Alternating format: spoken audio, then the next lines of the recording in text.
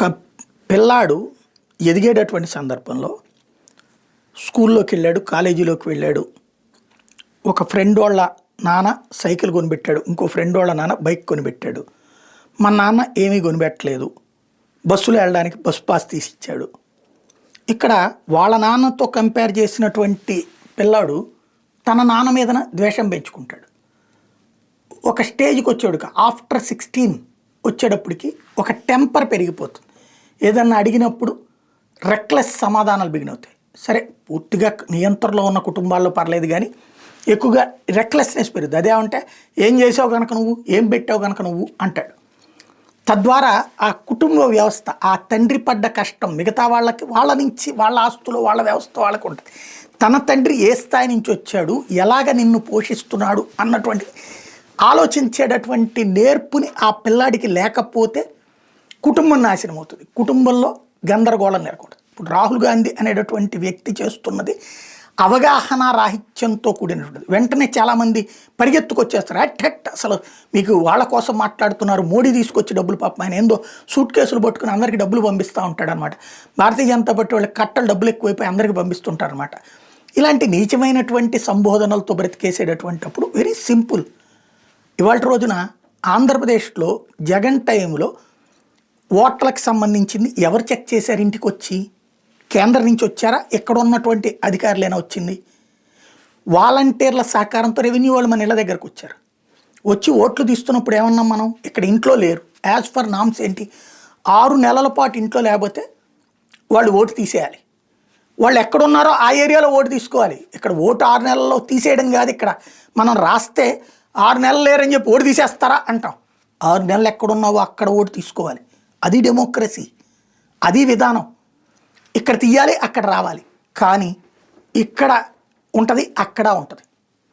ఎక్కడికో మనం కారు కోతలకు వస్తున్నటువంటి తెలుగు మహానుభావులకు కూడా శతకోటి వందనాలు. ఆంధ్రాలోనూ హైదరాబాద్లో ఏందండి ఓట్లు? ఆంధ్రాలో పల్లెల్లో ఉండేవాడికి హైదరాబాద్లో 40 లక్షల ఓట్లు లేవా? ఎందుకు అక్కడ ఇప్పటికి కూడా ఆ ఓట్ల గురించి మాట్లాడుతున్నారు? ఉందా లేదా? ఎలక్షన్స్ అప్పుడు బస్సులు పెట్టి ఇక్కడికి వస్తున్నారా లేదా? ట్రైన్లు, బస్సులు, విమానాలు వేసుకుని వస్తున్నారా లేదా? అట్లాగే ఇతర దేశాల్లో ఉన్నటువంటి వాడికి, ఇక్కడ ఉన్నవాడికి ఇతర దేశాల్లో ఉంటున్నాడు, వాడికి ఎక్కడ కూడా ఓటు ఉంటుందిగా. 5 ఏళ్లకోసారి లేకపోతే బంధువుల దగ్గరకు వచ్చేవాడికి ఇక్కడ మన పాలకుడిని నిర్దేశిస్తున్నాడే వాడు. మరి తీసేశారా? ఇది ఎవరిది? ఎవరు తీయాలి ఇది?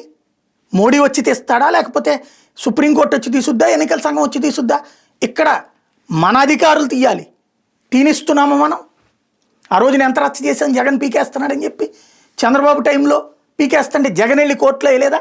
60 లక్షల ఓట్లు తీసేస్తున్నారని చెప్పి ఆ రోజున కోర్టుకు వెళ్ళారు లేదా? ఆ రోజున కూడా. అంటే ఇక్కడ ఏం జరుగుతోంది?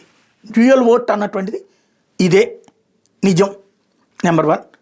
రెండవది, చచ్చిపోయారని, బతుకున్న వాళ్ళని చచ్చిపోయారని రాశారు. ఎవడు రాస్తాడు అది?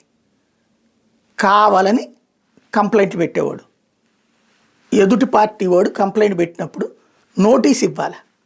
ఆ నోటీస్ ఎవరివ్వాలా? ఎలక్షన్ కమిషన్ ఎవడుండేది? లోకల్గా ఉన్న అధికారే. ఎవరు మానిటర్ చేస్తున్నారు? ఇక్కడ అసలు సమస్య అది. కంప్లైంట్లు ఇచ్చి కావాలని చెడగొట్టేటటువంటి వాళ్ళు ఉంటారు. వీళ్ళు లేరండి, వీళ్ళు చచ్చిపోయారండి, వీళ్ళు వెళ్ళిపోయారండి అని చెప్పేసి. ఇవి లోకల్గా జరుగుతాయి. కేంద్ర ఎన్నికల సంఘం వచ్చి ఇక్కడ ఎప్పుడూ చేయదు. రాష్ట్రంలో ఉండేటటువంటి అధికార యంత్రాంగం ఇక్కడ. ఇవన్నీ తెలియని అమాయకత్వం కాదు.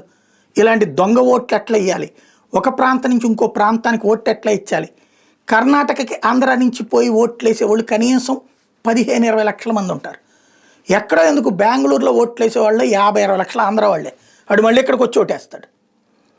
చిత్తూరు, రాయలసీమ ప్రాంతాలు, అనంతపురం, చిత్తూరు ఆ ప్రాంతాల్లో బోల్డ్ అంతమంది కర్ణాటకలో ఓటేస్తారు, ఆంధ్రలో ఓటేస్తారు, తమిళనాడులో ఓటేస్తారు, ఆంధ్రలో ఓటేస్తారు, ఒరిస్సాలో ఓటేస్తారు, అటు ఆంధ్రలో ఓటేస్తారు, శ్రీకాకుళం ఏరియాలో వాళ్ళు, తెలంగాణలో ఓటేస్తారు, ఆంధ్రలో ఓటేస్తారు, ఖమ్మం, నల్గొండ, అదేది జగ్గైపేట ఆ చుట్టుపక్కల ఉన్నటువంటి ఏరియాలు.